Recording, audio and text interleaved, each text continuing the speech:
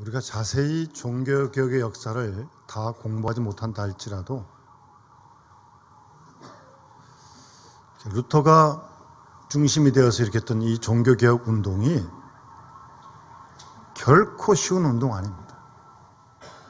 그 당시 로마 가톨릭의 잘못된 신앙의 내용들을 지적한다는 일이 이게 정말 바위에 달걀 치는 일이죠. 그 거대한 로마 가톨릭에게 대항한다는 것이. 그래서 그 금방 찬양처럼 시편 42편 말씀 붙들고 내주는 강한 성이요 방패가 되신다.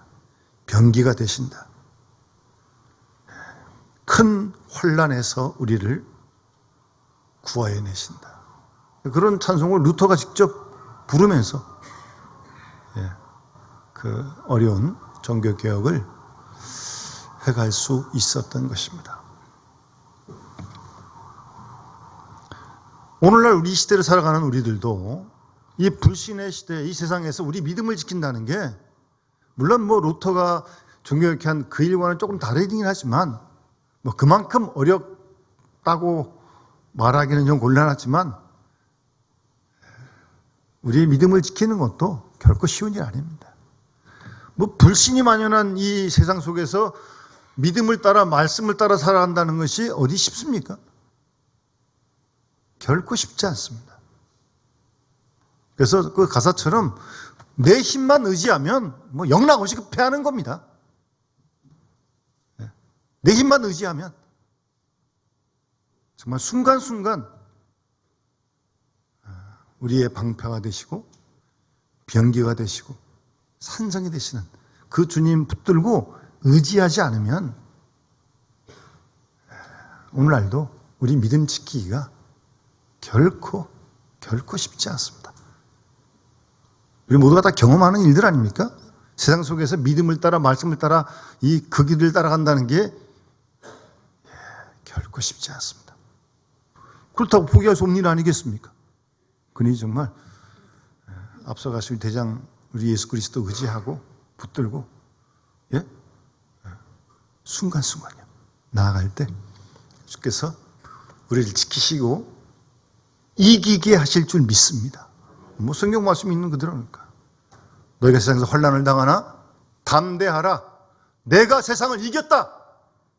이기신 주님이 우리와 함께 하실 때 우리도 이길 줄 믿습니다. 그런 믿음을 우리가 간구해야 돼. 그런 믿음을 준비해야 합니다.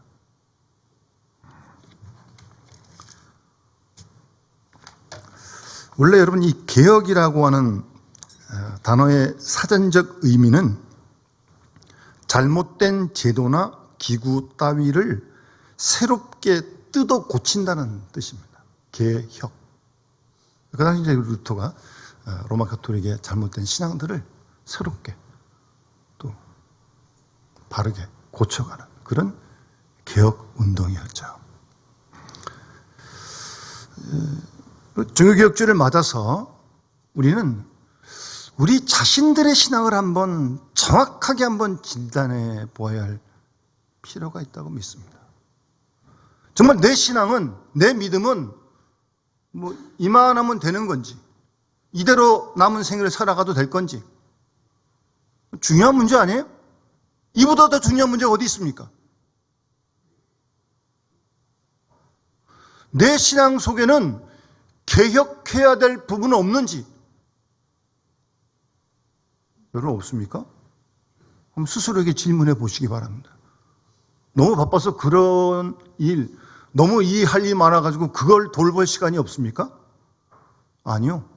그걸 돌볼 시간이 없을 만큼 바쁠 이유는 없습니다.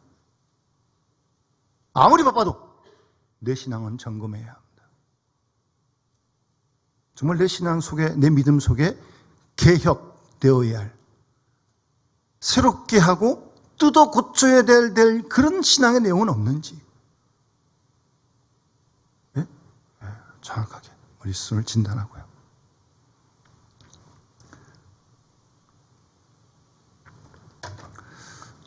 여러분, 우리가 잘 아는 그 다윗, 하나님의 마음에 합한 사람, 목동 출신이었지만 믿음으로 골리앗과 싸워 이기고 온갖 역경을 겪으면서 이스라엘 왕까지 올라가게 됐잖아요.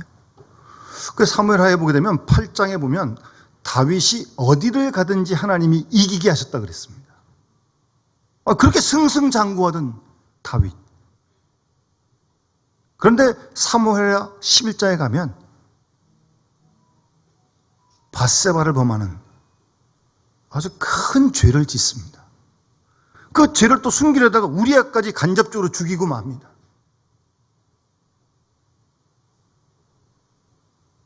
그렇게 믿음의 삶이었던 다윗이 어디를 가나 하나님이 이기게 하신 그런 은혜를 경험했던 다윗이 11장 가서 그런 큰 죄를 짓습니다. 성경을 잘 보시면 다윗이 그 밧세바를 범할 때, 그 죄를 지을 때 그 죄를 계획하고 모의를 해가지고 그 죄를 지은 게 아니에요. 그렇게 했다면 왕으로 그걸 못하겠습니까? 절대 권력이 있는데. 아니, 그럴 의도가 없었어요. 근데 우연히 저녁 먹고 그냥 거닐다가 여인이 모욕한 것을 보는 순간 이게 사탄의 포로가 된 겁니다. 계획한 게 아니라니까요. 창세기에 나오는 하와가 선악과를 따먹는데 따먹으면 죽는다 그랬거든요. 근데 사탄이 정말 이거 다 먹지 말라 그랬냐 하나님이? 그렇게 꼬이는 말에 그 말을 듣고 보니까 먹음직도 하고 보암직도 하고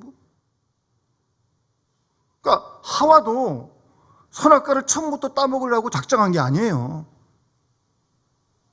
그럴 생각 없었어요. 그런데 사탄의 꼬임, 유혹을 듣고 보니까 거기서 넘어가는 거예요. 오늘날 우리들도 물론 믿음을 하려고 애를 쓰죠. 기도하고 말씀도 묵상하고 쓰기도 하고. 그런다고 우리가 죄의 시험에서 면제되는 게 아닙니다. 다윗이? 하와가? 아니요. 그렇게 넘어갈 수 있는 거라면 우리도 언제든지 넘어갈 수 있습니다. 사탄의 유혹에, 시험에 그 사실을 솔직히 우리가 인정하고 받아들이고 주님 앞에 도움을 간구해야죠. 다윗도 그러는데? 하와도 그렇게 넘어가는데? 그러니까 이 개혁이란 단어의 의미를 그저 한 번 하는 사건으로 끝날 게 아니라 사실은 이 개혁이라는 과정은 현재 진행형이 되어야 합니다. 그렇지 않으면 우리의 신앙이 언제 곁길로 빠질지 빠지고도 몰라요. 모르고 열심히 달려갑니다. 자기도 다치고 남도 다치고.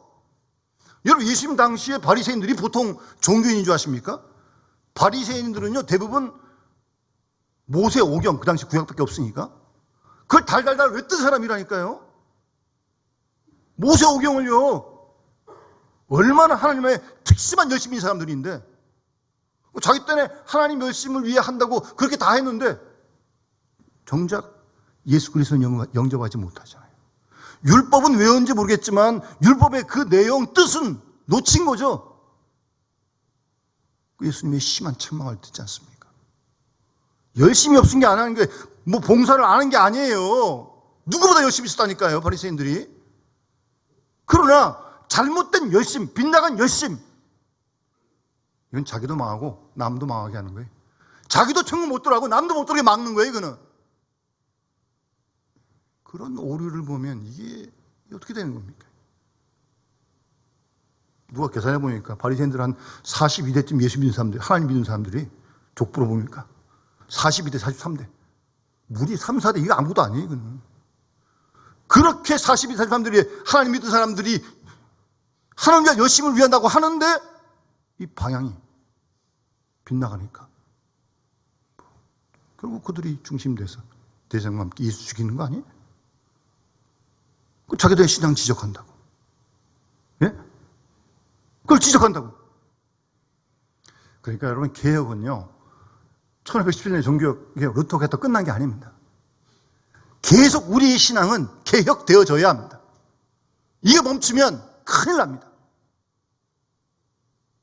지금도 다시 한 말씀 앞에서, 하나님 앞에서 내 속에 고쳐야 할 건 없는지, 뜯어 고쳐야 할 건 없는지, 방향을 잘못된지 아는지 순간순간 우리는 계속해서 자신을 돌아보면서 개혁되어지는 현재 진행적인 그런 신앙을 가져야 할 줄 믿습니다. 그리고 주님 앞에 서야죠. 이대로 쓰면 되겠어요? 도대체? 우리 그럴 수 있는 신앙으로 다시 한번 나 자신의 신앙을 정확하게. 여러분, 이보다 더 중요한 일이 어디 있어요? 예? 말씀 앞에서 내 신앙을 똑바로 점검하세요. 그보다 급한 일 없습니다. 일이요? 고친 다음에 하는 거예요. 일이 먼저가 아니에요. 큰일 나죠. 바리새인도 보라니까요. 얼마나 열심히 있는데 하나님 향해서. 그러나 방향이 잘못되니까. 그것도 모르고 막 달려가니까. 그러니까 그랬던 사울이 부활하신 예수를 만나서 바울이 되고서 오늘 로마서를 쓴 거예요. 사울도 그런 바리새인 중에 바리새인이에요. 사울이. 그런 사울이 그렇게 하나님 위해 달려갔다 사람, 스데반 돌 맞을 때 순교할 때 거기서 옆에 서 있고 뭐 돌도 던졌는지 모르겠어요. 그랬던 사울이 부활하신 예수를 만나서 바울로 바뀌어진 다음에 쓴 편지가 이 로마서 말씀이에요. 누구보다 그런 빗나간 잘못된 열심을 알고 있는 자기가 그랬으니까. 부활하신 예수를 만난 이후에 복음을 접한 다음에 보니까 이게 아니거든요. 그래서 오늘 로마에 있는 교인들에게 이 편지를 쓰고 있는 것입니다. 로마서 1장 앞부분 본문 앞에 보시면 보통 이제 바울이 편지할 때 인사말부터 하잖아요. 그럼 1절이 지금 인사말이거든요. 예수 그리스도의 종 바울은 자기를 소개하면서 예수 그리스도의 내가 종이다. 여러분, 그 당시는 노예가 있었습니다. 대략 한 3분의 1 정도가 노예의 신분이었다고 합니다. 그 노예의 신분이 어떤 사람인지 우리가 알잖아요. 말할 줄 아는 짐승입니다. 죽여도 관계없습니다. 그런 치욕스러운 노예 종이거든요. 그런 걸 다 알고 있는데 스스로 자기를 가리켜서, 뭐 로마서뿐만 아니라 바울의 편지에 보면 계속 말씀하시는 게 예수 그리스도의 종된 나 바울은, 자신의 신앙을 그렇게 고백하는 거죠. 내가 그리스도의 종이다, 노예다. 그리고 그렇게 평생 정말 살았고요. 그리스도의 종으로, 노예로. 그러나 기쁘게. 하여튼 그렇게 자신을 소개해가고 있어요. 여러분, 그리스도의 종이란 고백 우리도 하는데 우리의 그런 고백이 진실된 고백이 되시길 바랍니다. 그 고백 속에 따르는 우리의 삶이 되어지는, 그걸 많이 훈련하셔야 돼요. 바울은 그러면서 사도로 부르심을 받아 자기가 하나님의 복음을 위하여 선택받았다, 택정함을 입었다, 그렇게 뭐 인사말 시작하면서 지금 무슨 복음 얘기가 나오는 거예요. 내가 복음을 위해 하나님의 선택, 택정을 받은 사람이다. 내가 그 복음의 그리스도의 종이다. 아니, 인사말 시작하면서 그냥 아주 그냥 금방 나오는 거예요. 그리고 이제 2절부터 6절까지는 사실은 이 복음에 대해서 간략하게 지금 정리를 하고 있는데, 사실 요거 빼고 1절에서 7절 넘어가면 문맥이 그대로 인사말이 이어집니다. 그러니까 그렇게 인사만 해도 될 걸 중간에 2절부터 6절까지 이 5절 안에 다시 한번 또 응집된 복음의 내용을 지금 소개하고 있어요.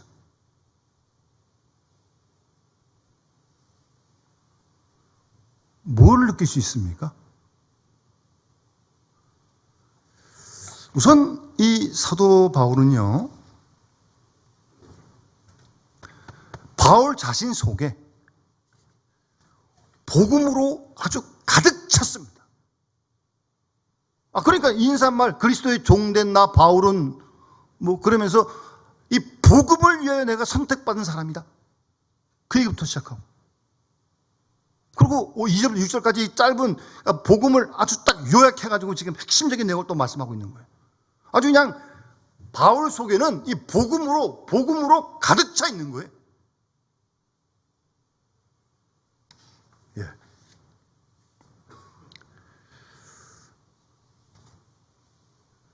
그래서 갈라디아서 1장 15절에도 바울은 내 어머니 태로부터 나를 택정하셨다. 어머니 뱃속에 있을 때부터 하나님이 나를 택하셨다는 거예요. 왜? 복음을 전하기 위해서, 이방인에게. 그런 자기 정체감이 분명했던 사람입니다. 아니, 나기 전부터 이 복음을 위하여 세상에 태어난 그런 존재라고 스스로 고백하고 간증하고 있는 것입니다. 따라서 이 복음 외에는 어떤 소원도 없고, 복음만 전파된다면 어떤 고생이나 역경도, 배신을 당해도, 매를 맞아도, 잠을 자지 못하고 굶어도 아무런 상관이 없다는 겁니다. 이만큼 아주 복음에 아주 그냥 넘치는. 그래서 빌립보서 1장에 보게 되면 외모로 하나 참으로 하나 무슨 방도로 하든지 전파되는 것은 그리스도니 이로써 내가 기뻐하고 또 기뻐한다. 복음만 전파되면 내가 감옥에 있든지 매를 맞았지 아무런 관계없다는 거예요. 어떤 형편에 있어도 복음만 전파하면 내가 기쁘다는 겁니다. 여러분 무엇 때문에 기쁘십니까? 언제 기쁘십니까? 여러분이 원하는 소원이 이루어질 때 기쁘십니까? 물론 기쁘겠죠. 그때만 기쁘십니까? 정말 하나님의 복음의 역사가, 구원의 역사가 일어나는 현장을 보고 야, 하나님의 복음이 지금도 저렇게 전해지고 확장되고 있구나. 그거 우리가 기뻐야 되는 거 아니에요? 그런 기쁨을 바울은 말씀하고 있는 것입니다. 복음을 위해 선택받았고, 어머니 뱃속부터 복음을 위해 태어났고, 복음 때문에 지금 자신이 존재한다고 하는, 그냥 복음으로 똘똘똘똘 뭉친 거야, 아주 그냥. 그러니까 툭 건들면 복음이 나와. 여러분 건들면 뭐가 나옵니까? 세상 얘기? 세상 욕심? 세상 관심? 정치? 경제? 물론 그런 것들이 필요한 일인데 맨날 뭐 어떻게 그 생각만 하고 살아요, 우리가? 그때 건들면 그 얘기가 나오는 거지. 세상에 막 돈을 추구하니까 돈 얘기, 뭐 주식이 뭐 대박 났다, 뭐 그런 것만 계속 따라가는 거지.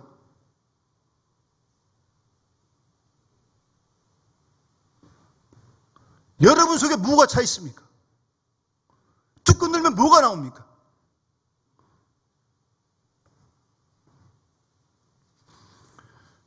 정말 바울은 놀랍도록 복음으로 충만한 사람이었습니다. 예? 복음으로 충만한 사람이었어요. 그리고 이어지는 본문을 보게 되면 14절에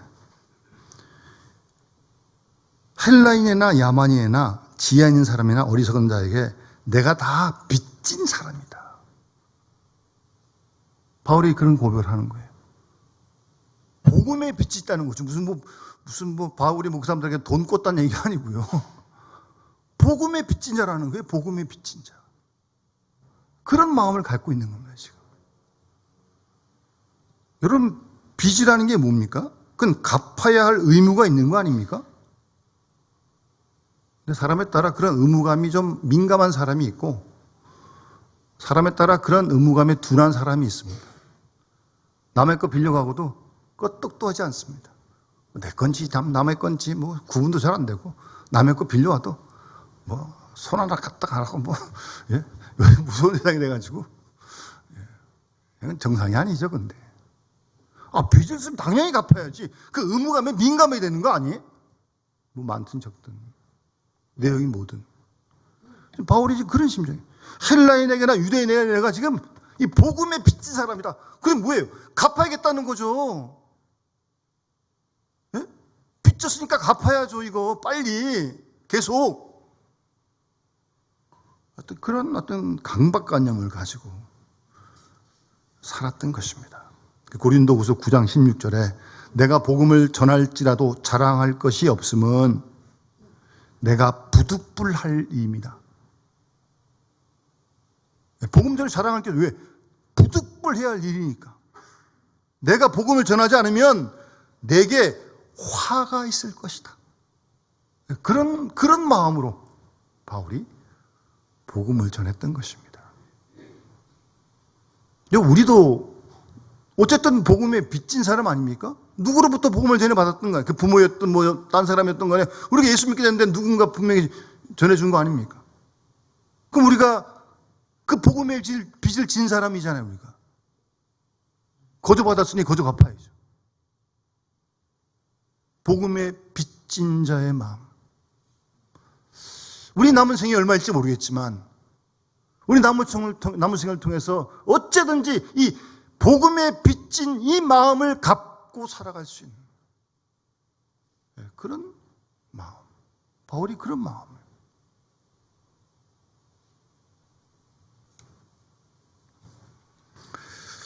그러면서 이제 오늘 본문 16절 말씀하고 있는 것입니다.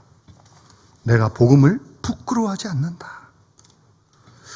복음을 부끄러워하지 않는다. 예? 예수님께서 마태복음 10장 32절에 누구든지 사람 앞에서 나를 시인하면 나도 하늘에 계신 내 아버지 앞에서 그를 시인할 것이요 누구든지 사람 앞에서 나를 부인하면 나도 하늘에 계신 내 아버지 앞에서 그를 부인하리라. 주님께서 말씀하셨습니다. 사람 앞에서 나를 시인하면 나도 하늘에 계신 내 아버지 앞에서 그를 시인할 것이요. 우리가 복음을 시인하면, 복음을 증거하면 하나님 앞에서 주님께서 우리를 시인하시겠다.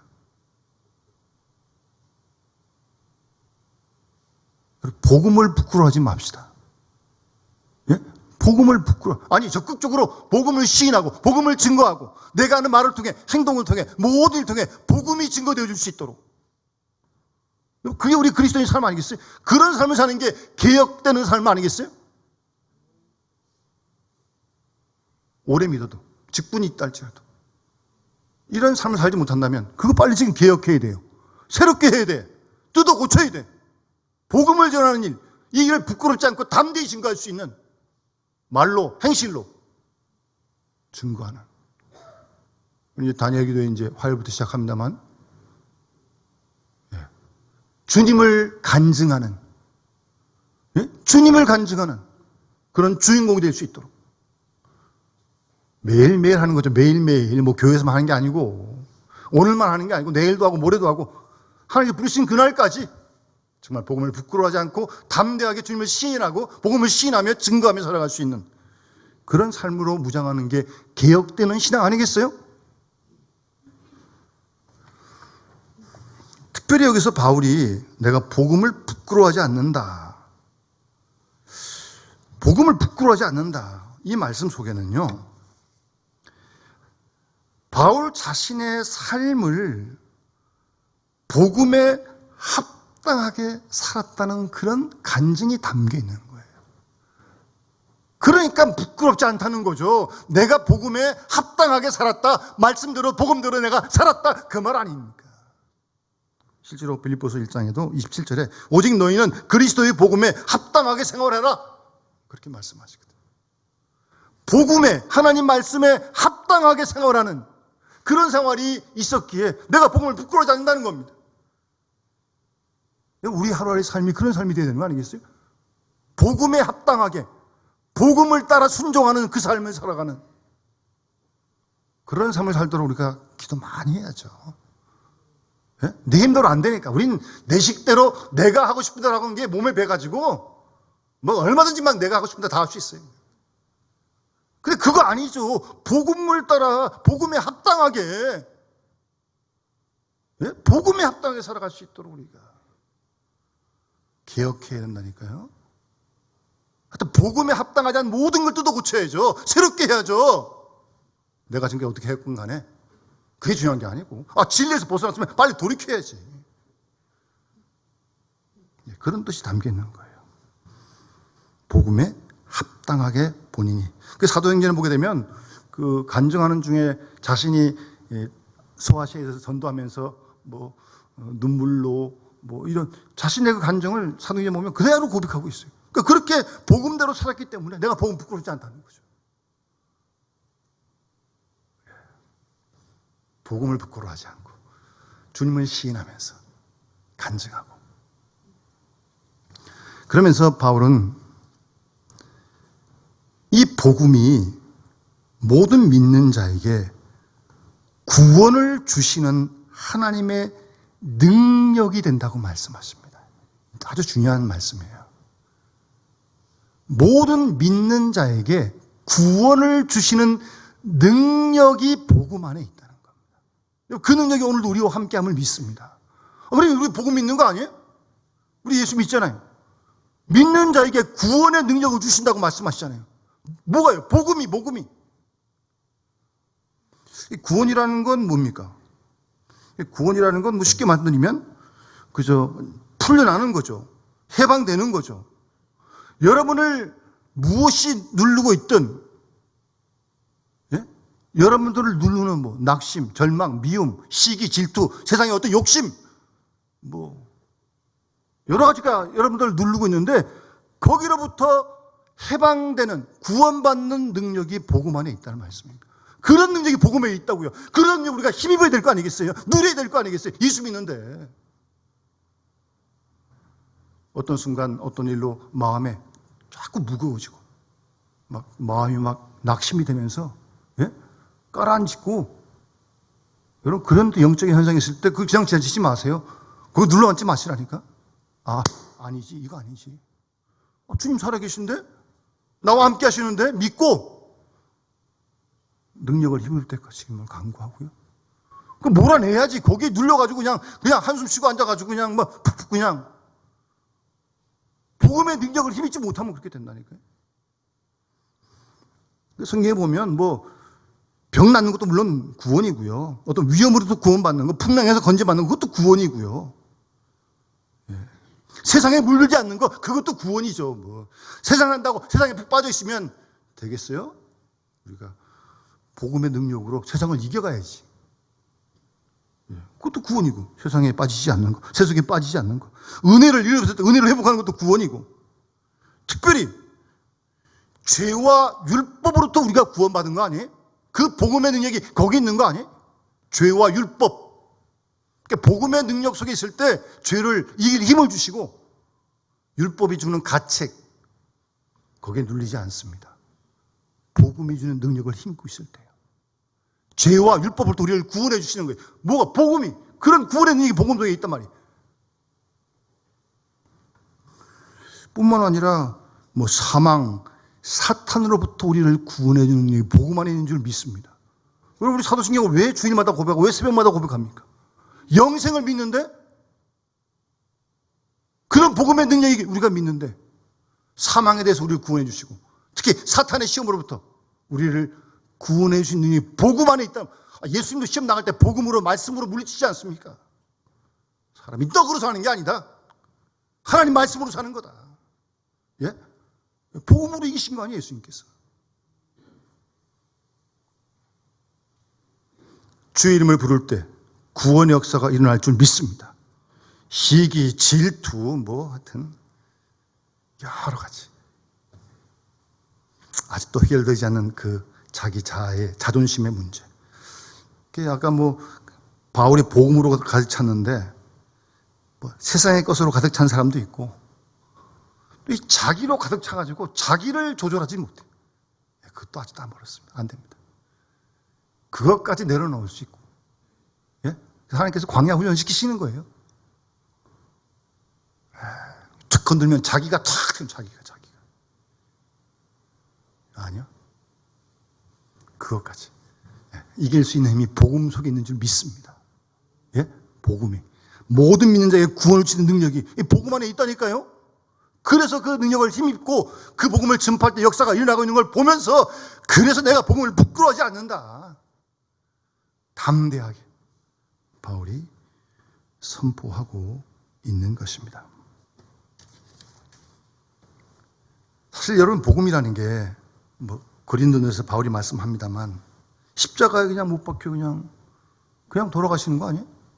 그러니까 그 당시 로마의 시대에 의하면 로마가 힘의 정치를 하는 시대거든요. 거기는 강자가 승리예요, 강자가. 근데 뭐 예수께서 십자가에 그냥 뭐 맥없이 돌아가셨는데 그게 무슨 뭐 능력이 되겠어요? 그러니까 이 바울의 이 선포는 그 당시 로마 사회에 대한 사실 선전포고예요, 선전포고. 로마의 강한 힘이 승리가 아니다.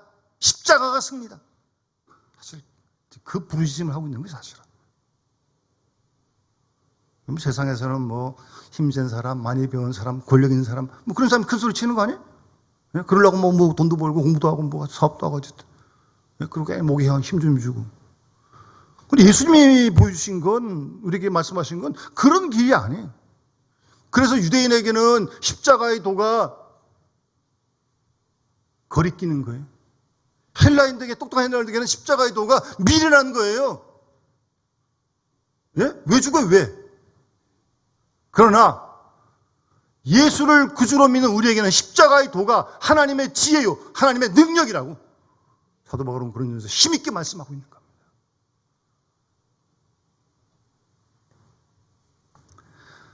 오늘 우리 종교개혁주의를 맞아서 여러분 다 놔두시고요. 여러분 스스로의 믿음만 일단 최우선적으로 점검하세요. 예? 제일 중요한 거니까요. 정말 새롭게 해야 될 부분, 고쳐야 할 부분, 그런 신앙의 내용은 없는지. 그보다 중요한 일이 어디 있냐고요. 그래서 정말 복음으로 우리가 가득 찬, 그 어딜 가나 누굴 만나나 복음의 이야기가 나오는, 예? 우리의 말 속에 그게 묻어나올 수 있는 그런 성도 간의 대화가 되고, 그걸 안 믿는 사람들에게 전해야 그 사람도 예수가 있는지 없는지 알게 되는 거지. 무슨 세상에 아무리 잘해봐 소용없어요. 복음을 전해야 돼. 복음을 듣든지 안 듣든지 전해야 돼. 그냥 성경 있는 대로 전하면 되는 거예요. 그리고 우리가 복음의 빚진 자인데 빚 갚아야죠. 예? 빚 갚아야죠. 우리 남은 생은 복음의 빚을 갚는 그런 마음으로 살아갈 수 있도록, 어떤 모양이 됐든 간에, 어떤 방법이 됐든 간에. 그리고 남은 생에 어디서든지 복음을 부끄러워하지 않고, 담대하게 복음을 증거하면서 입으로, 행실로, 또 우리 스스로도 복음의 능력을, 구원의 능력을 힘있고 체험하면서 증거하며 살아가는 우리 모든 영혼의 가족들이 다 되실 수 있기를 주의 이름으로 축원합니다. 우리 말씀 기억하면서 486장 찬양 드리면서